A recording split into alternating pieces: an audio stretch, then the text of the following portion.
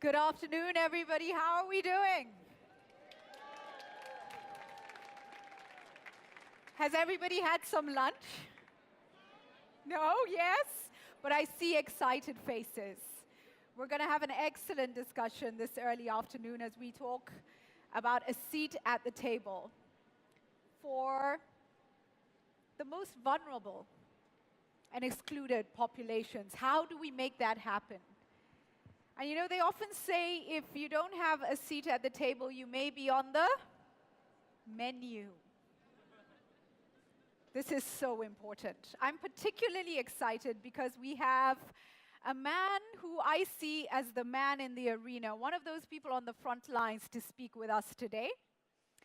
Many of you know who he is, and that's why you are here today. He's seated right with us in the front row. Ladies and gentlemen, this is the motto of his organization. They say, wherever there is a fight, so that hungry people may eat, we will be there. World Central Kitchen.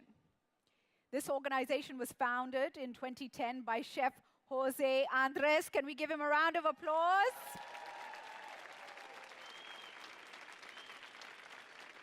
And it was founded following the devastating earthquake in Haiti. It is a non-profit organization of chefs creating smart solutions to hunger and poverty in the areas of disaster relief, health, jobs and workforce development, and food security. And we're going to hear from him in a short while. But also with us, and to set the scene for us this afternoon, is Allison Evans, Director General of Evaluation at the World Bank Group. Can we give her a round of applause, please?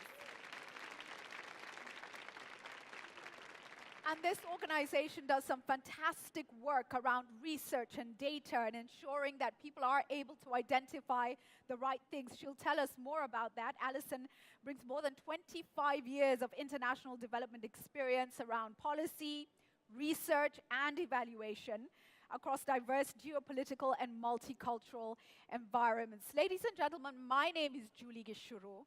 I am a passionate Afro-optimist, and that's why this issue for me is a very important one. We're going to have an interesting afternoon. To set the stage for us, let's give a warm welcome to Allison as she comes up to give us an opening presentation. Thank you.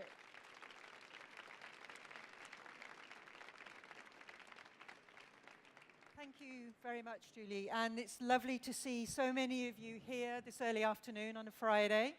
Some of you may be thinking, this is not the usual kind of event where we hear about evaluation. So I want to try and change your mind a bit today, but on one of the most important topics, I think, facing us all, which is around creating opportunity for those who are often excluded and often vulnerable.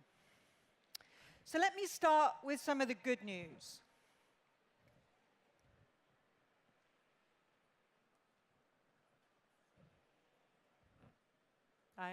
There we go. The good news that we know worldwide poverty levels have been falling, and they've been falling for some time. The latest World Bank data shows us that those people living in extreme poverty have declined from around 1.8 billion in 1990 to closer to 736 million today. But as this moving map tells us, that same data tell us that there are many countries that are not participating equally in this positive trend. And it also tells us that there are population groups who have a poverty rate today that has not changed for the last decade. And we also know, if we look around the world as it is today, that there are individuals and communities whose livelihoods have been put into reverse by disaster or by conflict. This is where much of the poverty problem lies today. And what we know is that reaching these sometimes excluded minority or vulnerable populations can pose some really unique challenges. Before I go on, let me just say a couple of words about the independent evaluation group here at the World Bank. IEG is responsible for evaluating the work of the World Bank Group and for trying to understand whether the bank group is achieving its intended development outcomes, but also, as importantly, to try and gather lessons and insights from across the bank group portfolio to offer up those lessons to inform future work, how we can do better in the future.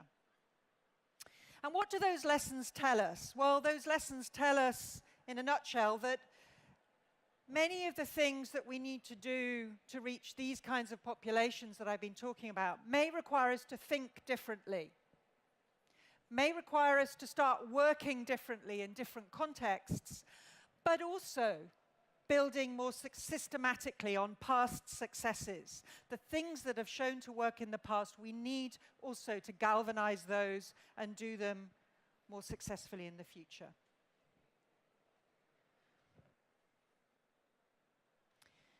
In IEG, we have a number of evaluations. This clicker's not working so well. We have a number of evaluations that have specifically looked at questions that relate to excluded minority and vulnerable populations, sometimes called the sort of bottom 40%. And those evaluations have generated a number of important insights. And let me just give you a flavor of the sort of general tone of those insights. The first is that we have to, as a development community and as a World Bank group, move beyond expressions of intent and actually focus intentionally on what it is that is limiting the life chances of these individuals and groups. Understanding the barriers and constraints, both at the individual level and also at the system level. The insights also tell us that we need to focus on identifying the pathways that connect people to opportunity. And some of those pathways are direct, for example, through the creation of assets and access to financial services, and others are more indirect through creating markets and more agile regulation that the poor can benefit from. But as well as identifying those pathways, we need to focus more of our efforts on how change happens. Going beyond relying on trickle down and trickle over to being intentional in the design of what we do and the implementation of what we do to reach these particular population groups.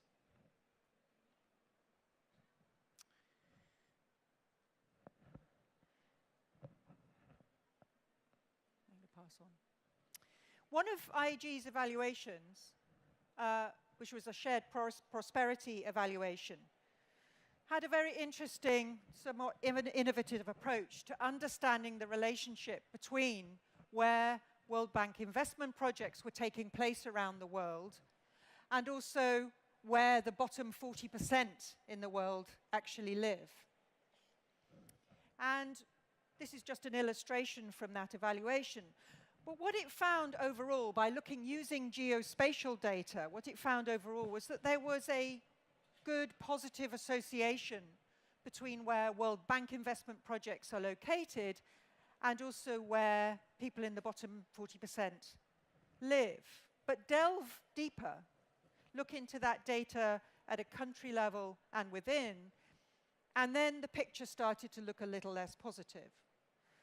That there were many countries where that positive relationship simply was not holding, that the location of a number of these World Bank financed projects did not map closely with where people living in extreme poverty were living. And even within countries, and this is an example of a within-country map, there were disconnects between where project resources were flowing and where some of the bottom 40% of people were living.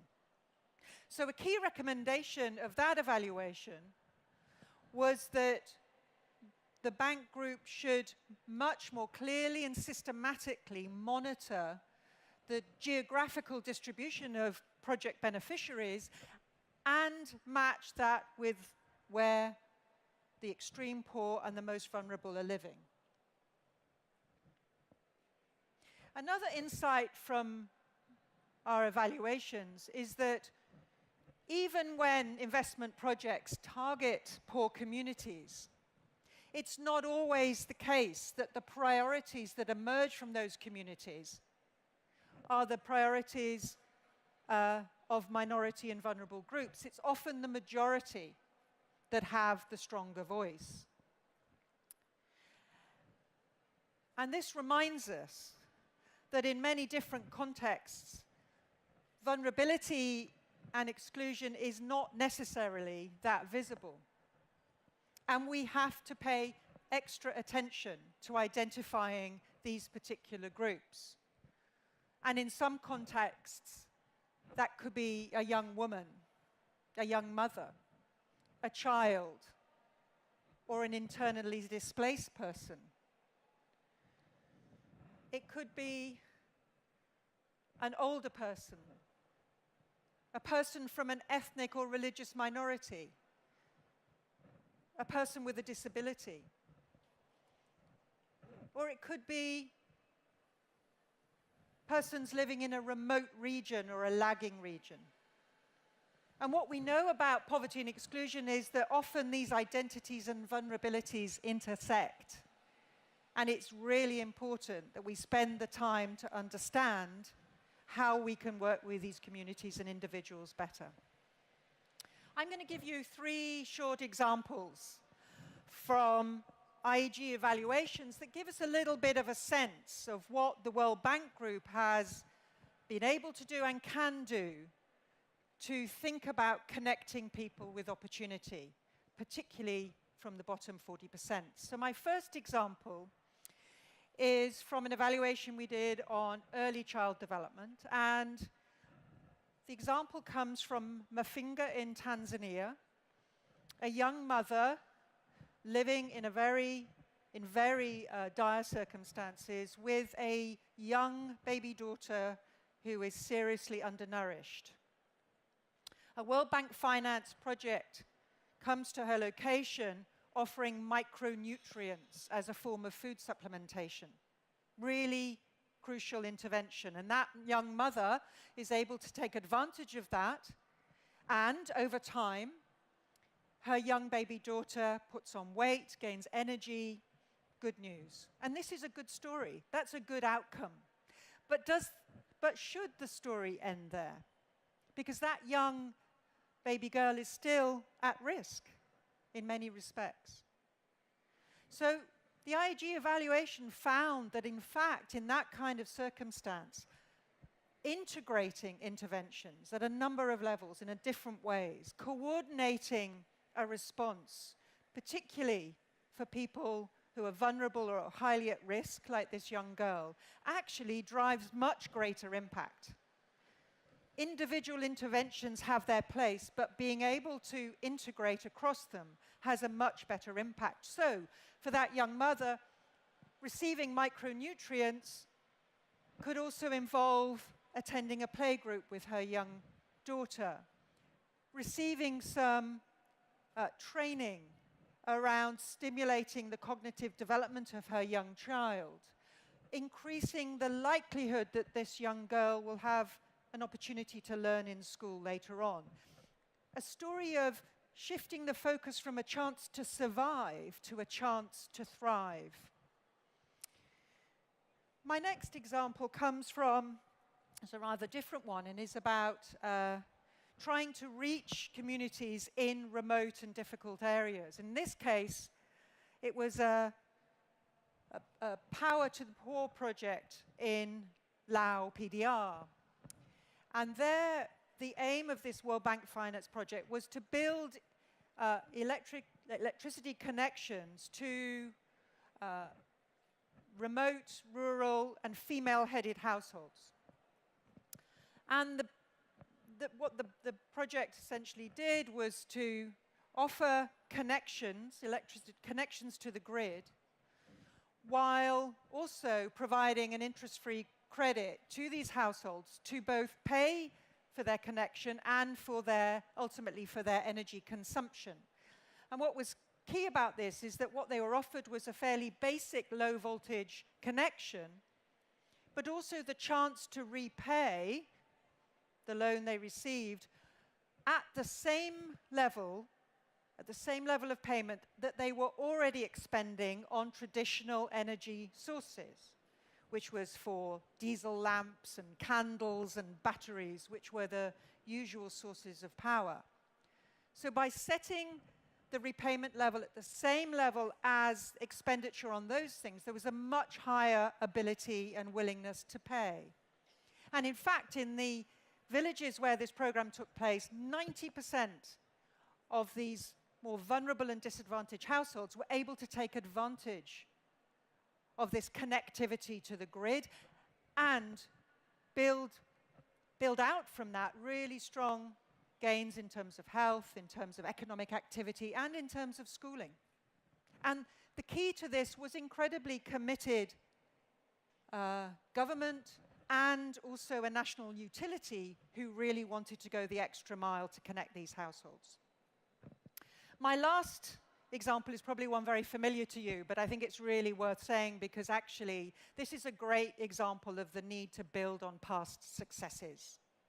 The World Bank Group has supported self-help groups in India for many, many years. And these have been incredibly effective platforms for engaging and creating opportunities to participate for people who are excluded based on their gender and their caste. And these groups have been able to connect to livelihoods programs and saving and lending programs with an opportunity to build economic improvement, but also crucially, to create opportunities for amplified voice and agency, often amongst low-caste women, who have been increasingly able, through their collective agency, to tackle negative social norms around early marriage and around domestic abuse.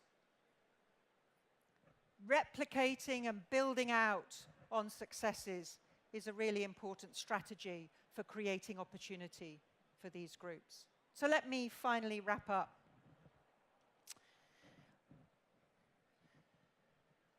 If I want you to go away with one message from my opening remarks today, it's that we need to be very intentional about the way we think about creating opportunity for vulnerable and often excluded groups. We, the World Bank Group, we, the international community.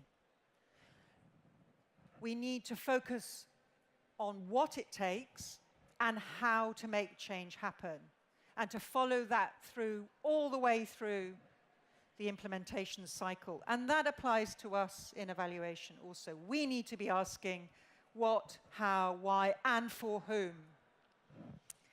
In Ieg, we hope to play our part in building lessons of experience that can speak to this agenda. But now, enough of me. Let me wrap up by just saying a quick word about our next speaker.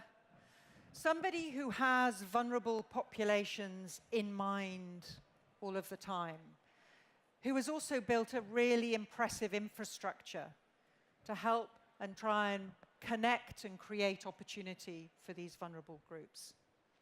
So from evaluator to practitioner, let me hand the stage over to Chef José Andrés from the World Central Kitchen.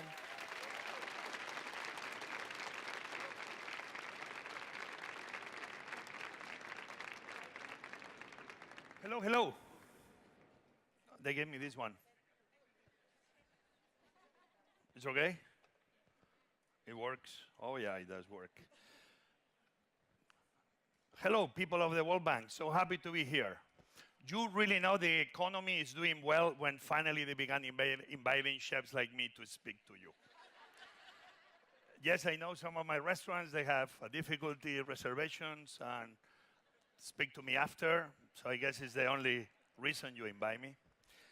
But listen, it's kind of funny because I'm a guy that left school when I was very much 14, 15. And for me, learning is being used by being surrounded by people that always knew more than me and just try to suck it in and trying to do something with it. Very much, I'm a chef, I'm a cook that I cook for the few, but don't tell me why. Since my arrival to DC, I've always super interested in cooking for the many. And Washington for me was important for many reasons. Not only I met my wife, but I met this guy called Robert Egger, the other love in my life. And Robert is a guy that created DC Central Kitchen. If you are not aware of it, this organization not too far from here. We feed between 8,000 and 10,000 men and women a day. In the process, we take homeless out of the streets. We train them to be cooks. And then restaurants like mine can hire them. It's a brilliant NGO. It's more than an NGO. It's really a business organization kind of under a cover-up of an NGO. So with him, I learned many things. One of the things I learned from him is, and listen to this phrase, that seems that charity is about the redemption of the giver, when charity should be about the liberation of the receiver. Do you agree with me? You agree with him? That's what we are here, and that's what the World Bank is meant to be. And that's the reason that all of you want to be here, to make sure that we are able to liberate every single man and woman out there that need us to perform and to succeed. And more important, help them succeed. So this is very much a little quick story of World Central Kitchen. We are one more NGO. Why we did it? Because we felt was nothing like World Central Kitchen. We only have one mission. We show up in emergencies and we feed the hungry. It's very simple. Everybody understands it. Guess what? It's millions of cooks like me around the world willing to join the army. The only thing we had to do is create a platform with a very simple message. If people are hungry, let's feed them in emergencies. And my problem now is when I tell this to my teams, they go and they began doing it. And it's like, wow, it works. Imagine if to everyone in the World Bank, they will tell you, do whatever you want tomorrow, but eradicate poverty. We give you 24 hours. Wow, you're free to do whatever dream you have. You may fail in many projects, but you'll succeed in many others. Sometimes it's what we did at World Central Kitchen. Began being with a very clear mission and start moving. We show up in Haiti a few weeks after the earthquake, and I did what I know. Began cooking in partnership with some local Spanish NGO in some of the different camps they were managing. I began bringing with me solar cook stoves. I'm a big fan of those, even I'll tell you how we are not going to be feeding the planet only using solar. But nonetheless, I began using what is clean cook stoves, anything that was not using charcoal, but feeding people in the process. We began taking care of children. If we don't start really investing in children today, it's very hard to be thinking about the future tomorrow. And we began not only doing the post-earthquake feeding mission, we saw that we were not going to leave Haiti anytime soon. So almost 10 years later, still we are there. And we started doing what this event, this spring meeting is all about, creating opportunity for vulnerable and often excluded populations. We didn't only work in Port-au-Prince, we began going far away. This is a beautiful place in Palmis-Tampé, near a little town called Fomberet, near the border with Dominican Republic. If you've never been there, I don't know what you are waiting for. Actually, these spring meetings maybe should be happening in places like this, because it's almost where immediately we can put into action the things we're dreaming in this type of meetings. But here, what you see there is one of the only 3 buildings in an entire community of more than 10,000 people. This was a dining room that became the social gathering of the community next to a school. Children that were not coming in quantities to the school, in the moment we began giving them a plate of food, all of a sudden children were showing up out of nowhere. In the process, they were receiving proper education. In the process, they were receiving proper nutrition. We did things that we tried, that we dreamed. What if we produce a percentage of the vegetables and fruits we give them? We did a farm. We fell because there was not enough water. We keep trying. We keep digging for water. We try to bring water. Sometimes we try to plant the farm, but it's not working 100% as we dream it. You know, sometimes it's good that NGOs or big organizations, we recognize when we fail. Winston Churchill said it best, that success is going from failure to failure without losing enthusiasm. I think it's okay to be sharing when you fail, and you share it openly so others can be learning from your failures, and you can keep trying new ways to achieve success. And in the process, everybody was eating in our places with charcoal. But in the process, we thought bigger. What if in the process of feeding people, we try also not only to feed the hungry, but solve a second problem with this cooking with charcoal? We began partnering with local for-profit organizations like Switch, and we began bringing gas to schools, moving away from charcoal and putting gas into many schools around Port-au-Prince and other areas. We impacted more than 120 schools that to this day, they still all are cooking with gas. In the process of helping them after an emergency, we began being part of the community and trying to be active and successful in other areas. And here is what we have. Kitchens that are fully gas. The women don't have to wake up so early in the morning. They don't get burned. They don't inhale the smoke. Their children are healthy because they don't cook with them in the hands and they inhale. They don't cut trees anymore. Deforestation, we hope and we dream that one day will stop. Young girls don't go to the forest to pick up wood when they are too poor to buy charcoal. All of a sudden, when the rain comes, doesn't take the topsoil when the water slides down the mountains, taking away the fertile soil that then doesn't give possibilities to a new good crop. That's the many, many amazing things that the clean cooking. But then we did more than that. We wanted to be part of Haiti. We've been, again, 9 years there.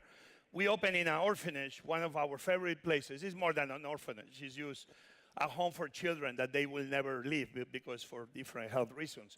And they needed bread. We did a bakery, not only to feed the children, but we are with the mentality of the for-profit. We create a bakery that we try to start selling bread. So in the process, we could make some money to keep the orphanage running. We opened a restaurant to achieve two things. They had a little fish production facility. The children had protein. But what if we made another social business that could keep making money and also bring some stability to an area that was so-so? Amazing how a restaurant sometimes can bring stability, not only in Washington, D.C., but in very poor parts of the world, in this case, outside Port-au-Prince. We created a school for young girls so they could come out of the streets and stop using charcoal and hope that the tourism in Haiti that one day I think is going to be forever increasing, we will start training the future labor force of every hotel and restaurant. This is the kinds we did in the last 9 years. Then this is the type of thing we do. When the hurricane happened, Maria, Puerto Rico, over 2 years ago, we responded there. Nate, who is our executive director and best friend now, he came with me back then. He was not in Central Kitchen actively. And guess what happened? We went for a week, I told my wife. The problem was so big that 3 months later, we were still there. The entire island was hungry. The entire island was without electricity. The entire island was without water. At the end, remember what I told you at the beginning? We only had one mission. Let's feed the hungry. And we began opening kitchens. We went from one kitchen to 26 kitchens. At one moment, 18th, functioning at the same time. We went from 20 friends the first day to 25,000 volunteers. We went from 1,000 meals a day to 150,000 meals a day. At the end of the mission, we almost did 4 million meals. If I tell you the truth,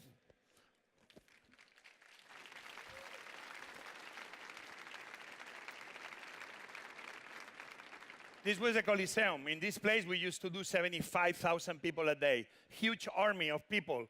This was the map we did. There you could see all the kitchens we had and all the different places that we were interested, like the bakeries. We needed the bakeries to be functioning.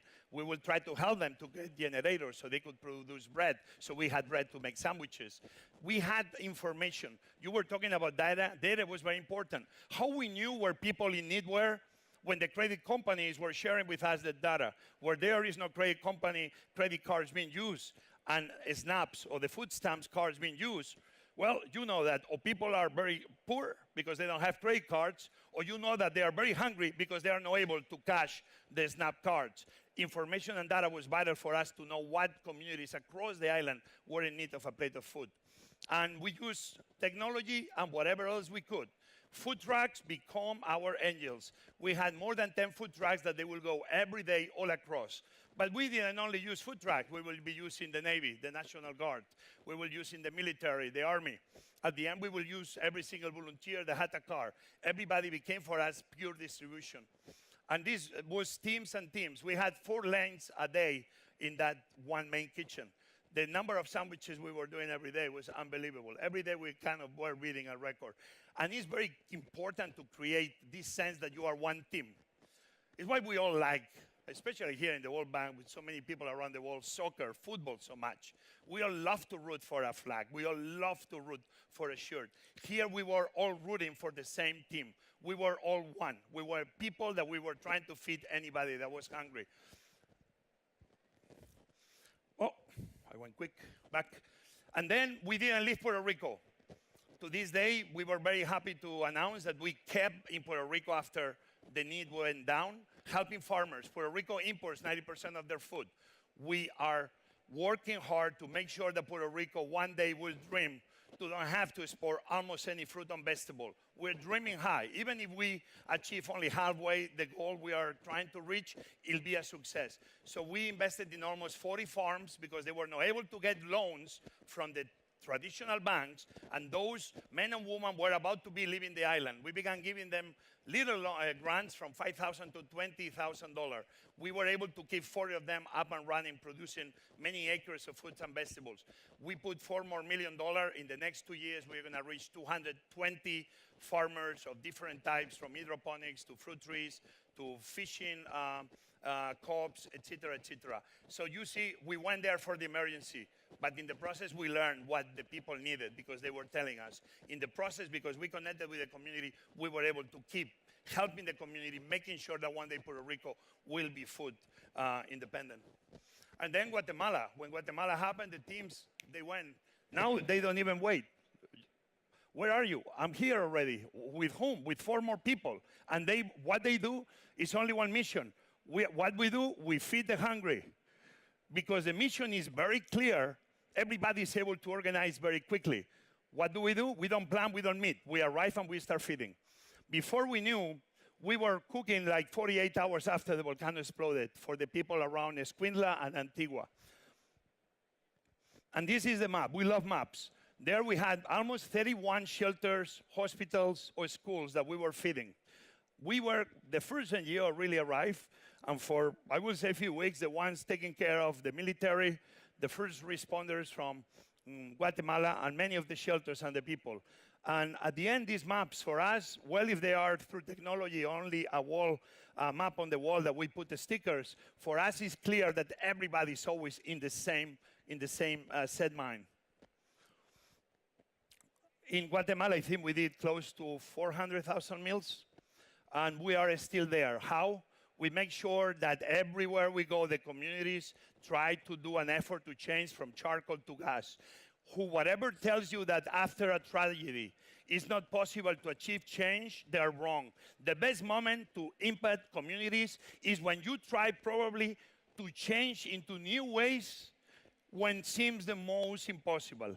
We've been able always to be successful trying to change from charcoal to gas in the most precarious situations. It does work. Why? Because people want to dream of a better future, and sometimes gas is this better future. This was Indonesia. The team there moved so quickly, so amazing. We were able to do we were able to respond in Indonesia for the first earthquake, then the first tsunami, and then the second tsunami. So we were there for many, many months. And every time we go, we adapt. There we were doing close to 10,000, 15,000 meals a day in every one of the missions. Always using locals. We love to use locals, and they want to be included. Sometimes in these emergencies, you know what happens? That people come from the outside. And we seem never to ask the locals, what do they need? Who needs help? Who needs food? We always bring locals because locals know best how to give them help. We come too often with the mentality that we know better. And more often than not, we're wrong. Listening to the locals, how their help should be applied, is the most effective way to provide aid. And then we only feed, but we try to use other ways. We bring with us thousands of lamps that people can have light at night, but then they can charge their phones. In these situations, a phone is life or death, and a light is something like, believe it or not, very helpful. We've been distributing thousands of lights all across America and around the world. And this is what we do. This was the last track. At the very beginning, I think this was in Palu. We didn't have gas because it was a mess. The tsunami created a mess. But days I'm showing you because this is the last track. On the first few days, we had to cook with wood or we didn't have any other way.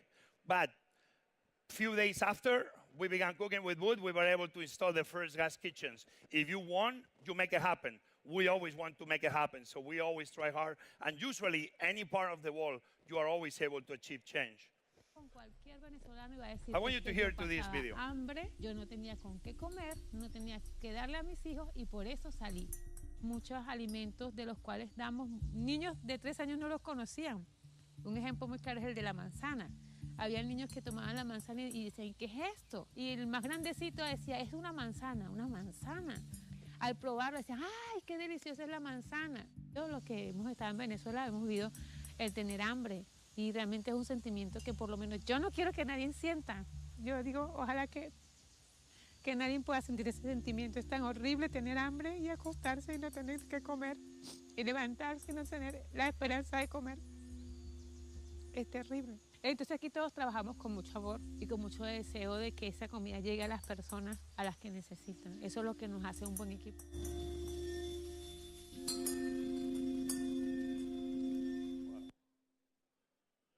So, this is Desiree.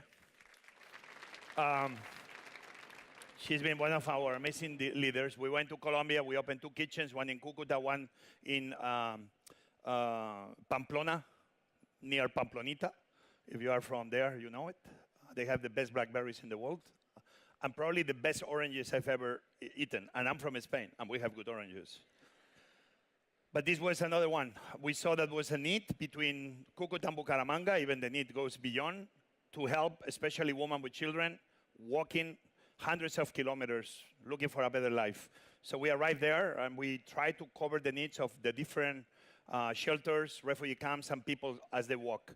We provide sandwiches, we provide soup, we provide food, we provide gas. We are an organization that we are not official, we are not supposed to be there, but we try to cover the blind spots. That's what we are doing there.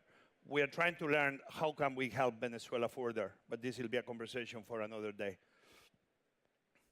And then it used to be ending this Mozambique. I just came back from Mozambique yesterday. I spent there a week with my team. The team has been there over almost 3 weeks, over 3 weeks. And we have 2 kitchens in Beira.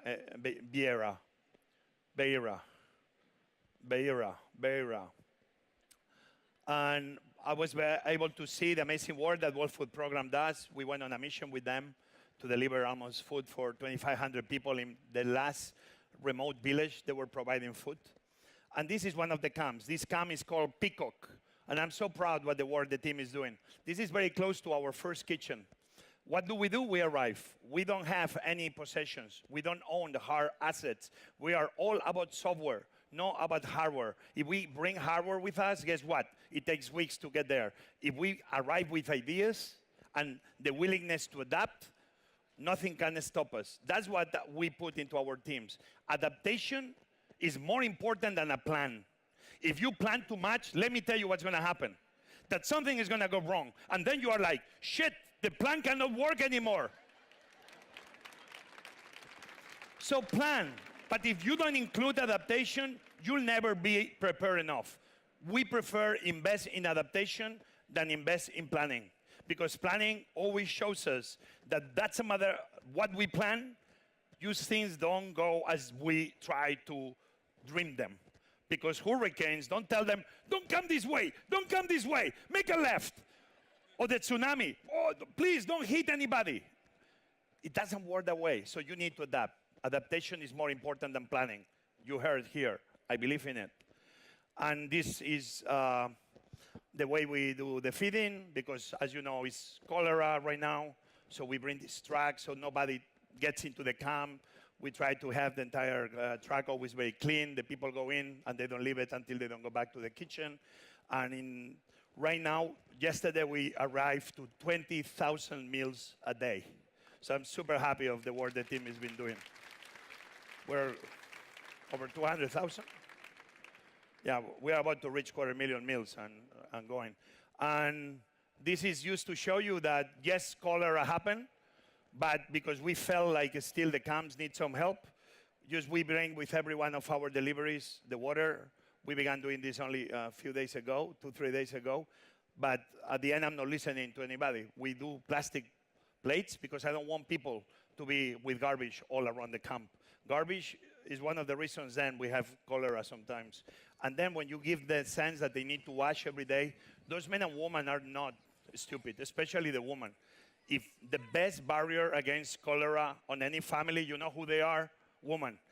They only don't need much. If we are able to give them clean water, believe me, cholera doesn't happen. When cholera happens, it's not because they don't know best. It's because they don't have clean water or clean situations around them. In the moment you give them a little hope, a little glimpse of a support, things use, the problems disappear on their own. And that's at the end, more or less, the things we've been doing. Many of the more than 23 activations, more than 44,000 volunteers across the world, more than 10 million meals, many of them used in the last 2 years alone. And at the end of the day, that's what we do. We believe that if we give the tools to the people will feed themselves. And sometimes every solution to every big problem is not planning, is not meeting.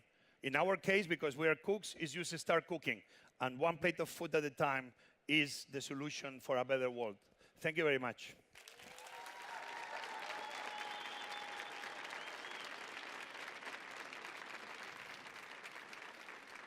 Wow, I'm totally inspired. One plate of food at a time. There's so many quotable quotes there. But I think perhaps what's most important is the fact that just get started, right? Adaptation, adaptation, be ready, move in, do it. I'm really inspired. You know, Allison, let me start with you, having heard Jose speak. And IEG, in its own way, works quite uniquely, but on the front of research and information. When you hear him speak about work on the front line, getting into it, when he says adaptation above planning, which is interesting. But how do you work some of his wisdom into the work that IEG does and its relevance to all its partners? Well, thanks for that, and thanks, Jose Andres. That was indeed truly inspiring. I mean, what I would say, I think, maybe we say it slightly differently, but in some ways we had some points that connected and overlapped, and I think one of those is about the role that evaluation can play. It needs data, it needs information for sure, but it also needs to be able to take into account that things change. That, you know, even with the very best objectives in mind and the very best intentions as we start out an intervention, it's really important that there is built in the capacity to change, and we as evaluators who will come in at a later point to find out, well, did it work? We need to be able to take that into account into what we do, because you're right, you know, planning has a role, but it doesn't always work to plan. So one of the things I take away from Jose Andres' talk is, along with, it's really important we know where these groups are. We need to be better at understanding where to look and where the most vulnerable are likely to be, whether it's in a disaster or in any other setting. We also need to make sure that we have the methodologies to be able to take into account adaptation and change and course correction, and also to have an open conversation when things don't work, right, and learn from that. And I'd like to think that's something that we are committed to in IEG. Thank you. So, you know, Chef Jose, I want to thank you for going into Mozambique so early.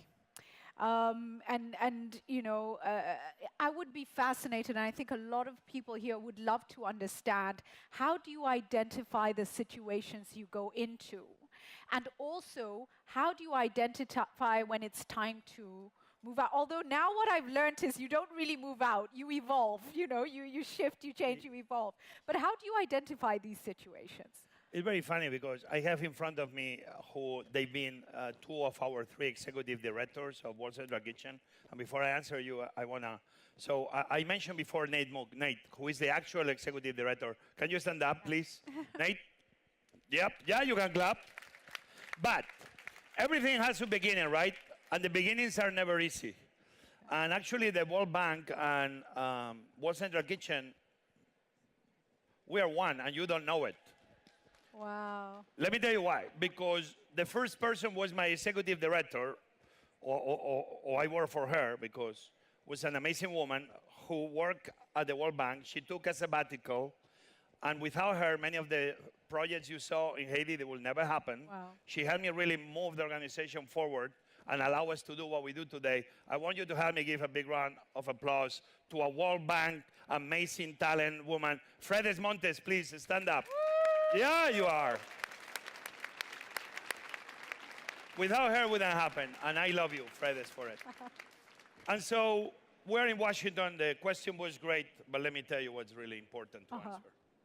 No, that was a joke. My jokes are very bad. You know the politicians, they always answer whatever they want. You got the joke, finally. So hard, you people. We need more jokes at the World Bank, but good ones, I guess, yeah. So it's funny because we're still a very young organization. Right. Sometimes we go into the projects and we don't even have money in the bank to take care of them. Wow. But at the end, think about it, right? I think we are in this moment that when we believe we can be an agent of change, we like to show up.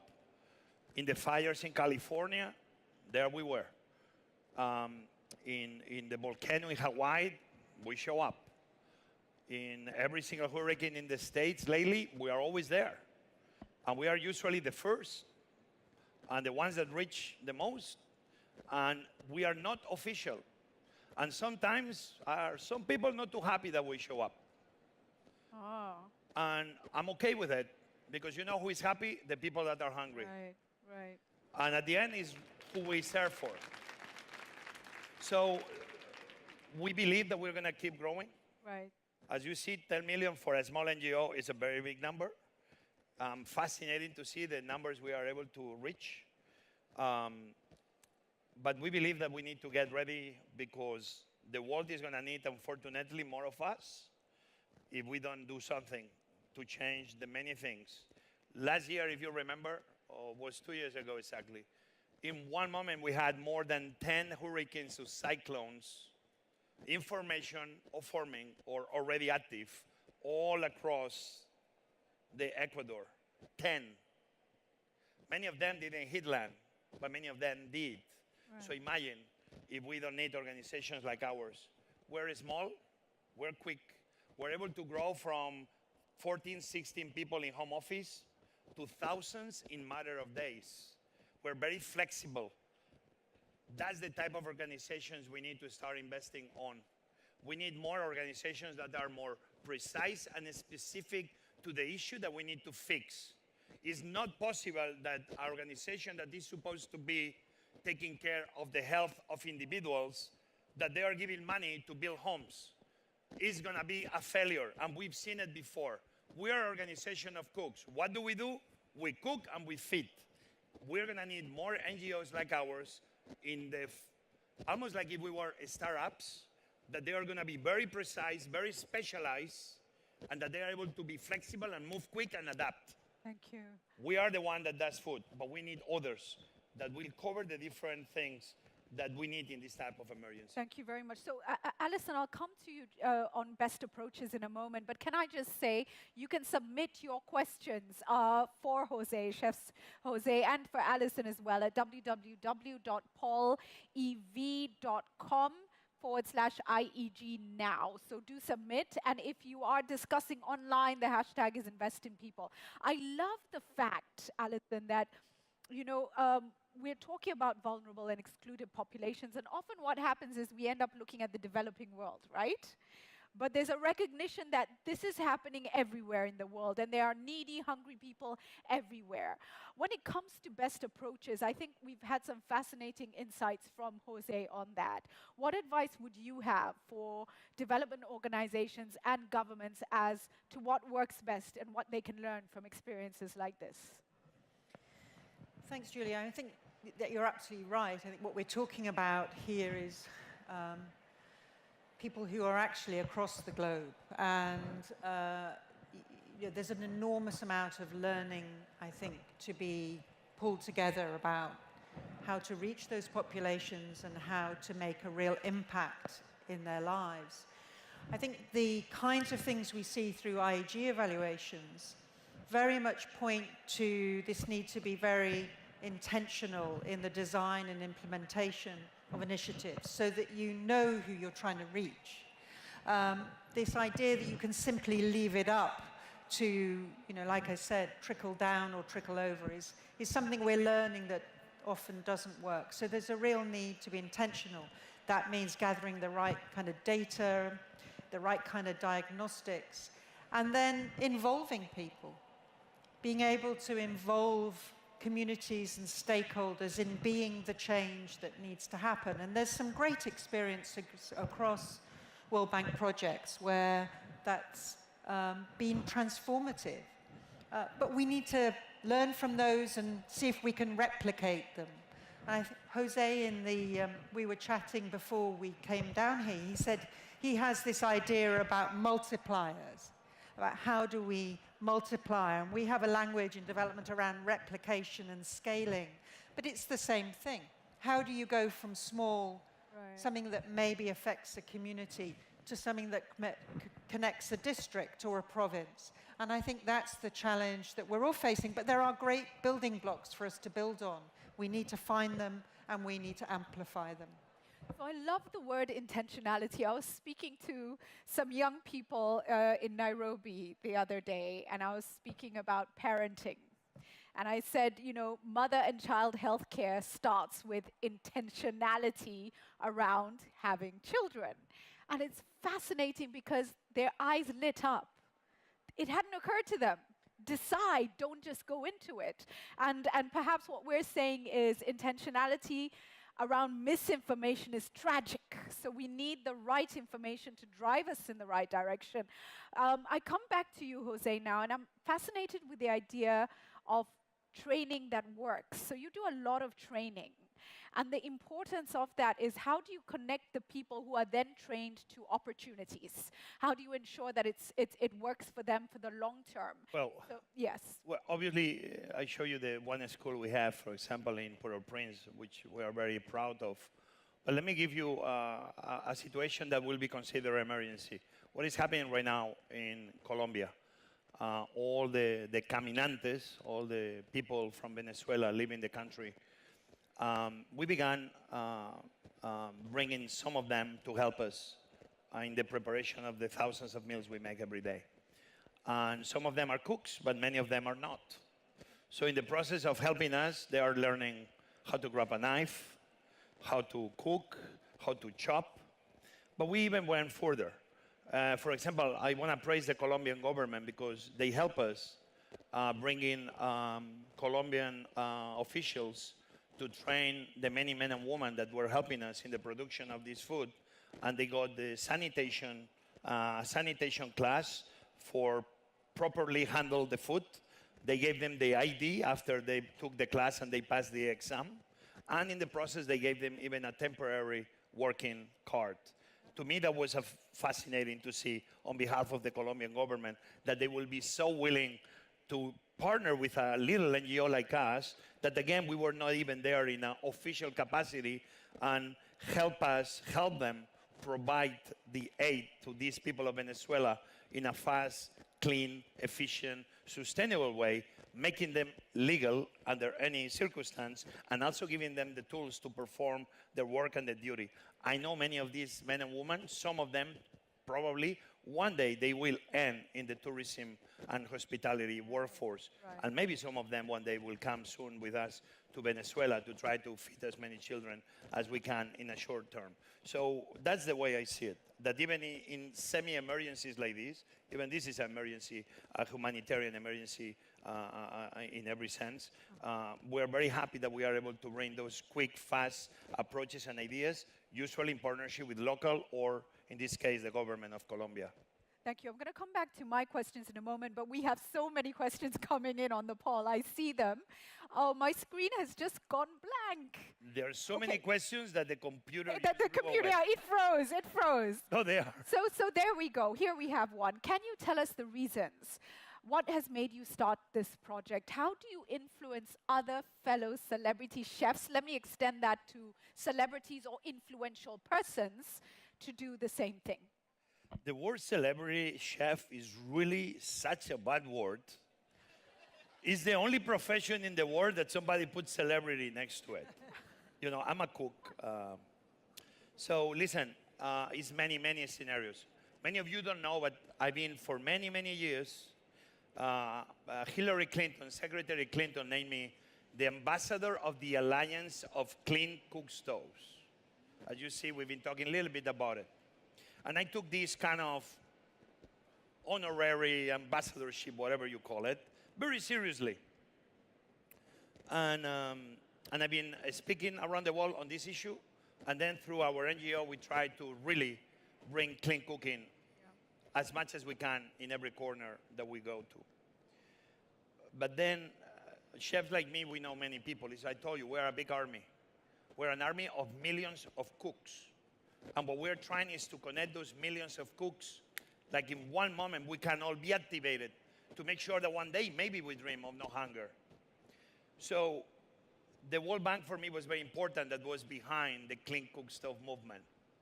And believe me, Dr. Kim, before he left, he has his ear full of me and clean cooking.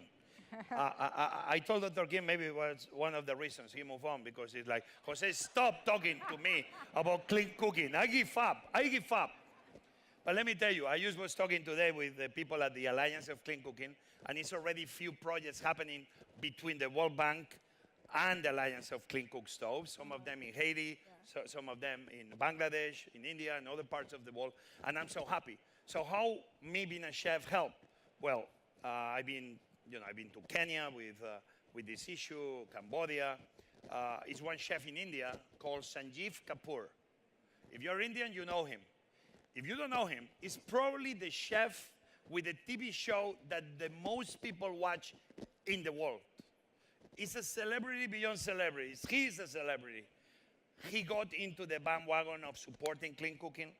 Now he's becoming the face of clean cooking, surrounded by a whole bunch of women chefs that he's been empowering them to be the spokesperson. And many of the changes that you see right now that are going to be happening in India and Bangladesh, Sanjeev Kapoor is making it happen because he's every day on TV, on radio, on the communities, telling everybody that clean cooking is the way.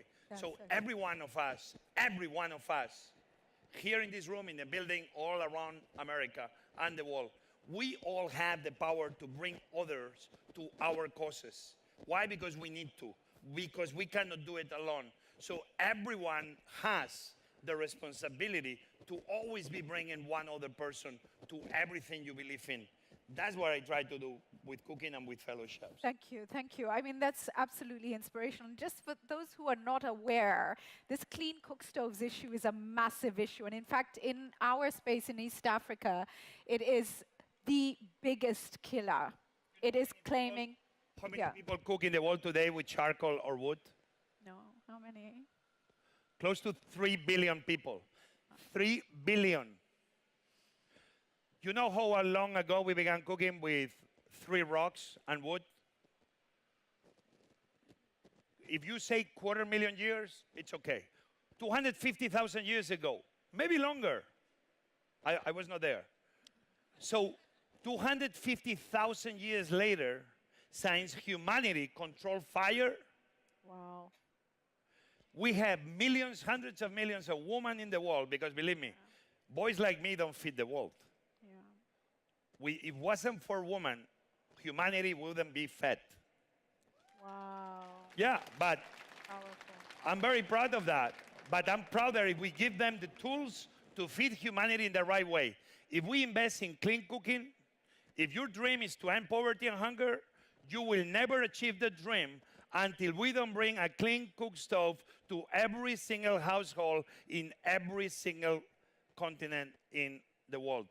Thank you. You heard it here. Thank you, thank you. I'm glad we've had a chance to highlight that issue. Allison, just before I go back to the questions coming in, I have another one for you. A lot of the examples and our focus this morning is human or social development related. Can you take us through some examples relating to creating economic opportunities for these vulnerable and often excluded populations? What has worked well? Yes, I mean, I think there are a whole number of excellent examples, and in some ways that's where I think probably this institution has got better examples than many others, particularly at projects that have involved expanding access to financial services through a whole variety of different modalities, but also in connecting people with markets through infrastructure, small-scale infrastructure, large infrastructure, increasingly green infrastructure. So there are multiple examples, and I think that the point, though, is that, again, going back to what you have to be thinking about for whom and who is ultimately going to benefit. And that one evaluation I mentioned that looked at the bank group's work on the shared prosperity agenda, what was interesting about that is that even when poverty is the focus, it's not always the case that interventions map closely with where the poorest are. And this goes back to the point of being intentional, of understanding and knowing.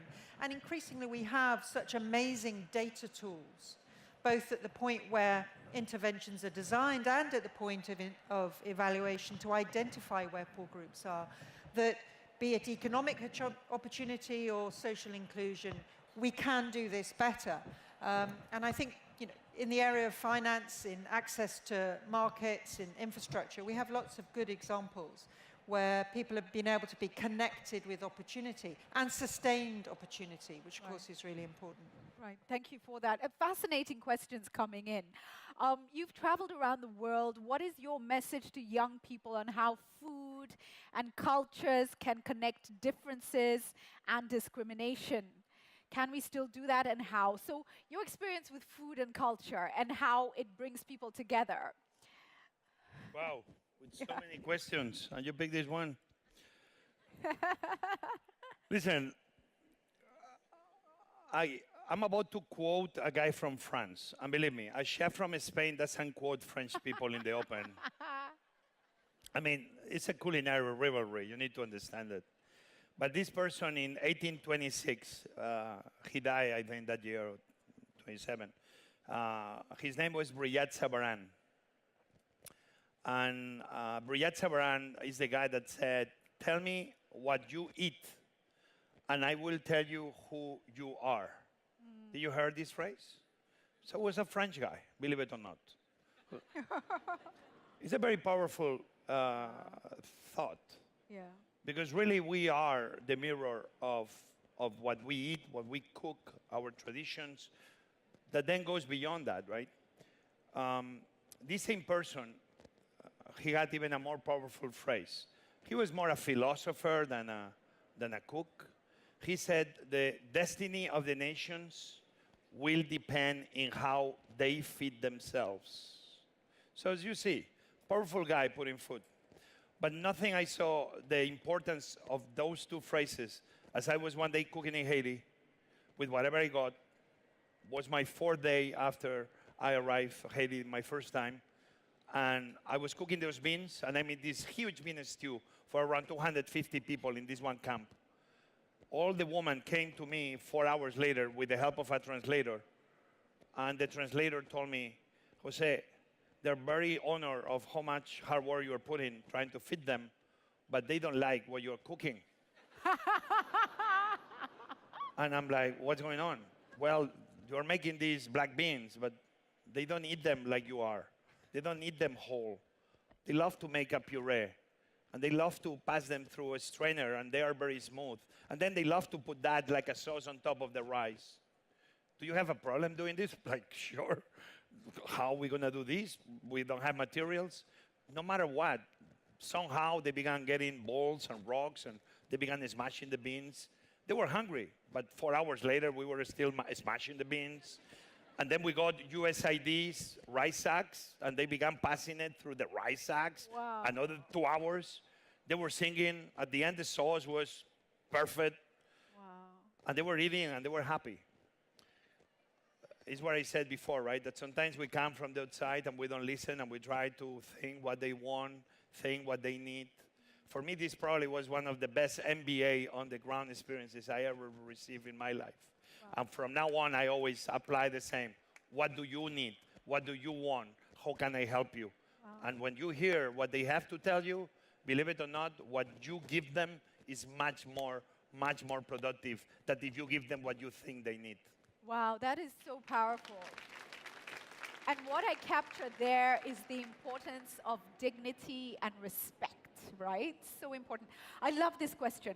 How do you access inputs, local produce needed to cook in disaster-affected areas? And I think this is an important one because you really want to give value to the local input and not compete with that local input. Listen, right? this has been the question that many people have been having, right? That we go, when we went to Haiti, Puerto Rico, and everybody is like, Jose, how did you got food? How did you, because if you heard the news, it was like total disaster, right? And you know the answer is, well, we got food because chefs always know where food is.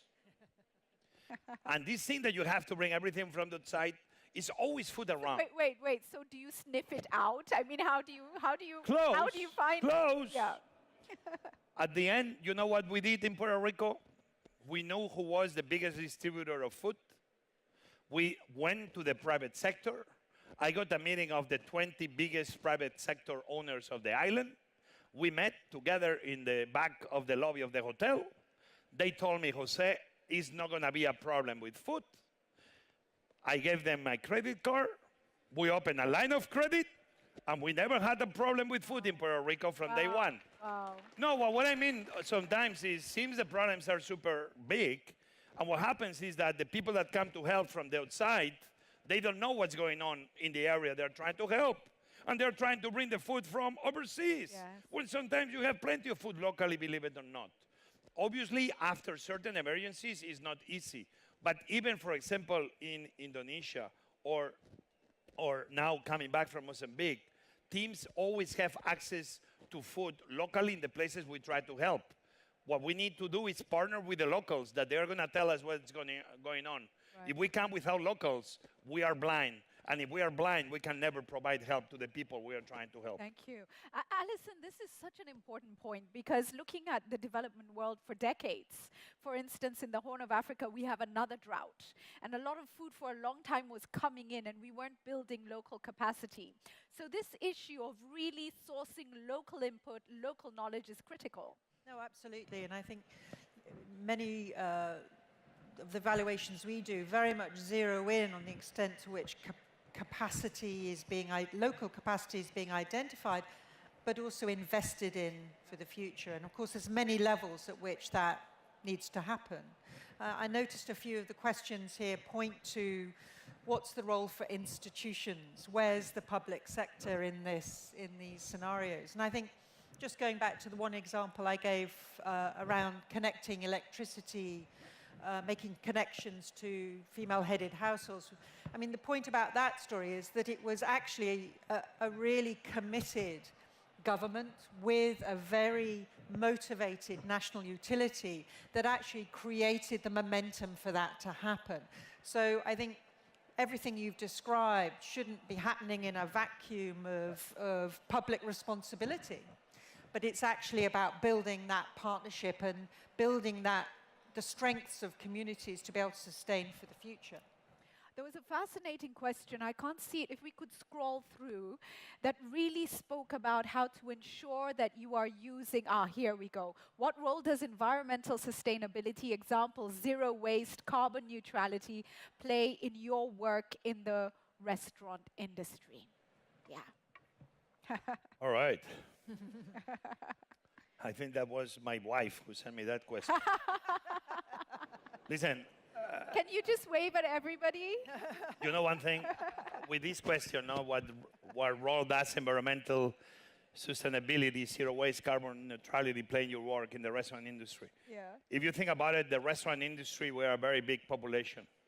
In America alone, in the food business, we are more than 10 to 14% of the workforce, between cooks and farmers, and the food movement is a very big one. Any action the food movement takes has a ripple effect for the better or for the worse in everything we are talking continuously. So restaurants right now, we feel the pressure in more ways than one. Because guess one thing, it's two things that we do. Only two things from the moment we're born to the moment we go to a better life, which is breathing and eating.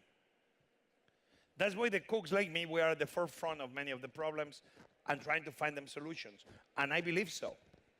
Restaurants, somehow, they are the place that we can be putting all of this at play. I don't know if you remember the photo not too long ago, maybe a couple of years ago, of that turtle that had a plastic straw all up through her nose. Oh. I remember in my restaurants that we took the decision to try to move away from plastic straws here in DC. And many of you, probably in the World Bank, they were bitching non-stop of why we didn't give plastic straws. Why? Because we are very comfortable with our plastic straws. Guess what?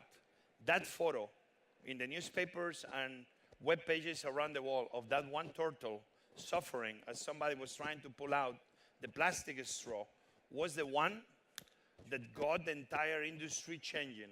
Right. If you go now to restaurants, you will see how everybody slowly is moving away. We can bitch about the paper straws we don't like, but now we are in a moment of no return. It's very funny how many of those things that we don't think, like has to do with the environment, to protecting animals, to the restaurant somehow, we like it or not, we are at the forefront. So I know that my profession, if anything, is ready to take on all those challenges, because we know that every time the restaurant industry makes a change, can have a huge effect, not in DC, but I'm talking all around the world. Why? Because everybody has to eat. And if we are all trying to move forward, eating better, more logical, and trying to live the way we preach and the way we clap, we know that change is just around the corner. Thank you. Thank you very much. I'm coming to the final question in a short while, but I just wanted Allison to tap into a very interesting statement made by Chef Jose earlier when he said that, times of tragedy actually are the greatest times to maybe institute change. It may seem totally impossible, but that may be the environment where people are more hopeful, dreaming of what could be possible. Is this something that could be input into the work that you do, is analyzing how do we then work in times of greatest challenge to shift into change? I think it's a really interesting point, and I would suggest that the evidence is probably pretty strong behind that point. In fact, here in the World Bank Group, there's an example which I think we've looked at through some of our work in IEG around the Ebola response. And that really did galvanize an extraordinary level of speed and collaboration across the World Bank at a time, obviously, where a response was needed very quickly. And those moments where sometimes the silos within organizations can get in the way of working well, when there is something like, in this case, a serious health crisis, it has the ability to transcend those silos and for collaboration to come forth. And it's reassuring that that's possible. But the question is, why can't we replicate that more consistently? But I think that's a great example of where a crisis then can generate a much more coordinated and collaborative response. Right. Right, thank you for that. So I'm going to take this one because I've seen this mentioned a couple of times. People are referring to the fact that when we move to gas stoves, I will refer to this, that there's no repellent for the malaria situation. So in some way, I think there's belief out there that the charcoal that's used to cook deals with the malaria problem. However, if you are getting smoke inhalation and dying of smoke inhalation, I would imagine that's still a problem. Chef, am I correct in saying that basil and other herbs grown in some of these areas could be the answer to the problem? Yeah, I mean, I'm a cook. I'm not a health expert. But what I heard this thing, obviously, malaria is malaria, and cooking with charcoal is cooking with charcoal. We need to address malaria itself in the way we need to make sure that we can claim malaria-free one day in the entire planet. Right. But one doesn't go in this sense with the other, right? It's plenty of places that they cook with charcoal that they have malaria. So that's a big belief that, quite frankly, is not something I will agree with. Or to say that we're going to be fighting malaria just with burning charcoal or wood all over will be the way forward. So for me, I think we need to tackle malaria as one, and we need to tackle clean cooking as the other. And then we will be in a better place. Thank you. Thank you for that. And just to clarify, I know that in Kenya, I was recently with a Rotary in Nairobi, where they're getting basil, rosemary, and all these different herbs, and they're growing these in communities to deal with that situation in a natural way. And please, let's not tell vulnerable populations that they have to choose between dying of smoke inhalation or malaria. It's just wrong. So I come now to our final question, and before I ask this, let me just share an African proverb. An ant on its feet can do more than an elephant lying down. We all have a role to play, no matter how big or small we think that we are. And so this final question captures this perfectly for us, I think. What advice do you have to give to someone who wants to start their own startup to feed the less privileged, wherever they might be? They might be small at community level, they might be big, whoever they might be. What advice would you give them? Well, the advice I will give to any young person that wants to get into the feeding business is a great news, people. By the year 2050, we're 9 billion people, and guess what? We all have to eat. So there is only bad opportunity. Anybody that can do it in a conscious social business way, especially in the poorest part of the world, they are in the right business. We need to find ways to be helping them. I would love, as many friends as I had over the last 25 years I've been in DC from the World Bank. You guys, all my friends, everybody always tells me about how big are and how impactful they are, the projects that you work on. But sometimes they are so big that it takes forever to see the light that the project is finished. And sometimes years pass by and it's good what you're doing, but the impact is going to be seen only many years down the road. Startups, I do believe, is the way forward to change many of the problems we face in the world. It would be great to see the World Bank moving more and more, slightly, a bigger percentage maybe than what is now, into supporting more startups around the world, where you can see action and reaction immediately, where a little investment you see that can help improve the lives of small communities all around the globe. Something like you come, and as you come back from your mission around the world, you scream into this atrium, "We succeeded! We did it!" every single day. I think small programs are very helpful because it's when you are able to fail quickly and learn from the failure, but then succeed quickly and then share that success, gives everybody hope for keep working harder, even in the bigger projects that we know you are working so hard every day. So startups are important for the world. More NGOs, they need to behave like startups, but we need more private business, specifically in terms of feeding, how we do it quicker, smarter, creating jobs, solving many of the problems that we face. Feeding humanity shouldn't be creating problems. Feeding humanity should be solving the problems. And I think you guys in this building, in this room, you are at the forefront of making that happen. Let's try to give more dollars to those smaller startups that can achieve quicker, faster success. And we can see it and enjoy it year to year. Wow, very powerful. Thank you, Allison.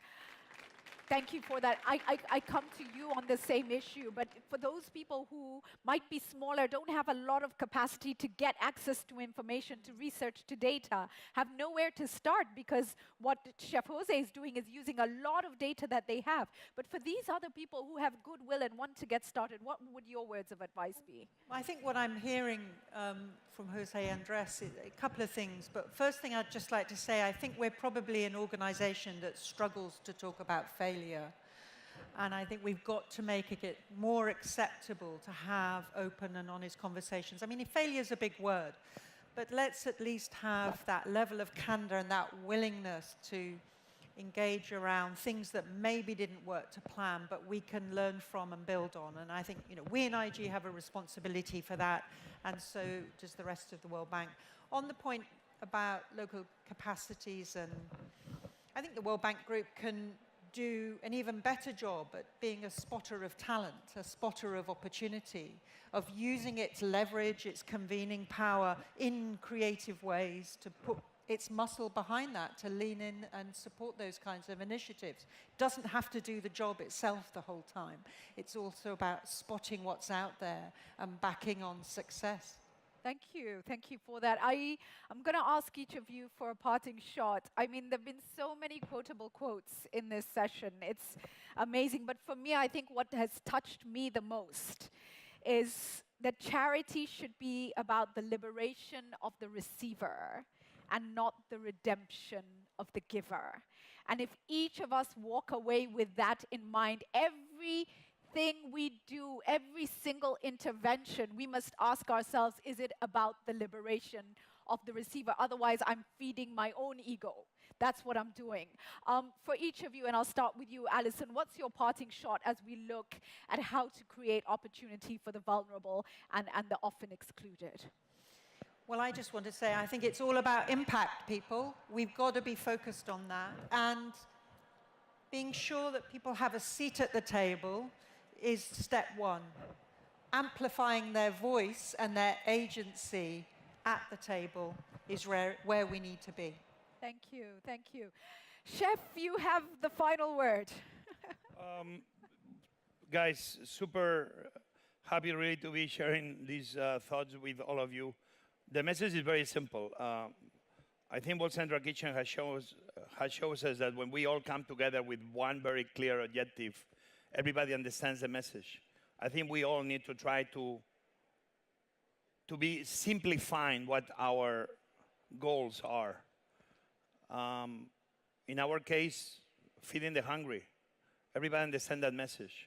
And then everybody joins that effort in very simple ways. In our case, in emergencies, and don't take it that literally, but we don't really plan and we don't really meet. We start cooking. In the process of doing, the real plans show up. And then the real path to help people shows up. Sometimes being for days or weeks in a room, planning the perfect plan, never achieve much success. Because guess what? It's never the perfect plan.